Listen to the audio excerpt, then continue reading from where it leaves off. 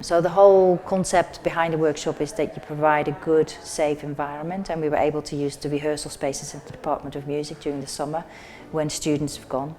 And that in itself gave a kind of very intimate, safe environment.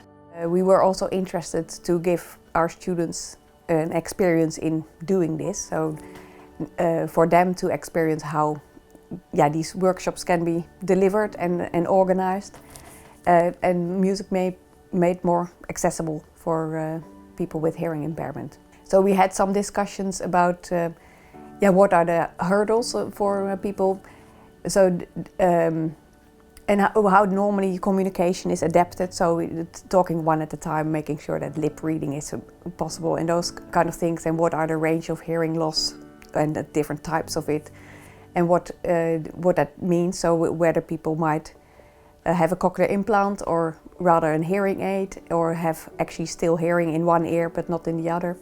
So there are lots of variations, and well, we don't necessarily have to know about all these specifics to be able to do the workshops, but then still we need to have some kind of understanding of what might be the problems that people might have, and how can we accommodate them. By making music together in a social context, you bring people through a sort of a musical language together. So it doesn't really matter, you know, what you play or how you play. It's just you're making your own kind of composition and language. Well, basically, they just told me to come along. We've been looking at a poem and trying to change the poem into music. So to start with, we've been using drawings and writing and different shapes and things, and we've been trying to translate that then into music. And now we're about trying to make it all together and create the full story with the poem and the music. Well, growing up, I've grown up with hearing people, so I like music, and it gives me a lot of memories. I never learned to play anything, never learned to play any instruments. And then last year I started to learn the violin. Now I can't really hear the music, but I can play. And I feel that that's really important for deaf people to access music, either by playing an instrument or by hearing the music. Some of the people in the group, they had been professional musicians before. Because of their hearing loss, became kind of disillusioned with music making. Some of them even ended up selling all their instruments. And 3 of the people who took part in the workshops actually bought musical instruments again. So the impact has been fantastic.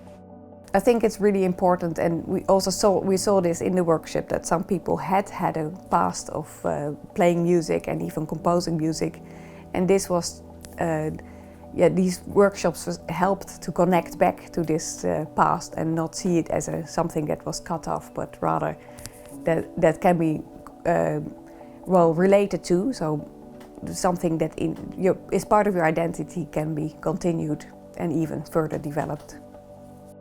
I used to be a club organist about 25 years ago, and my hearing went off altogether.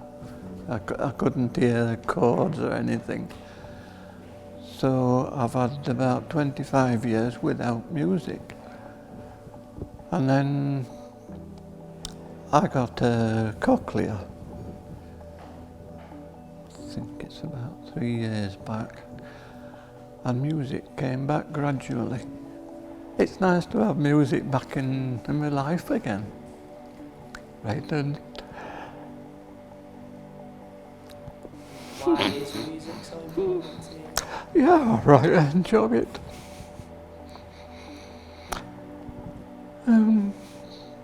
I think without hearing, you miss it all, and you just got something missing.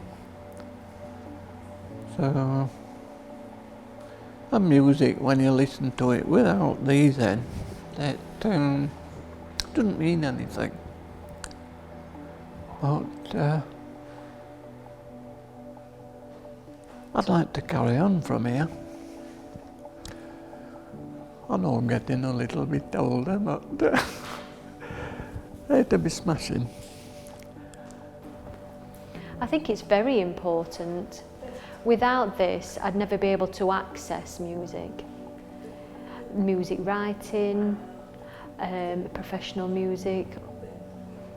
So this has been really helpful for me, and this is the first time that I'm playing within a group,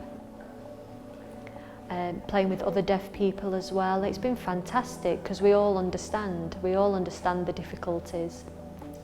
Yeah, it's been really important. I think life without the music is rather boring. Yeah, get out and do it.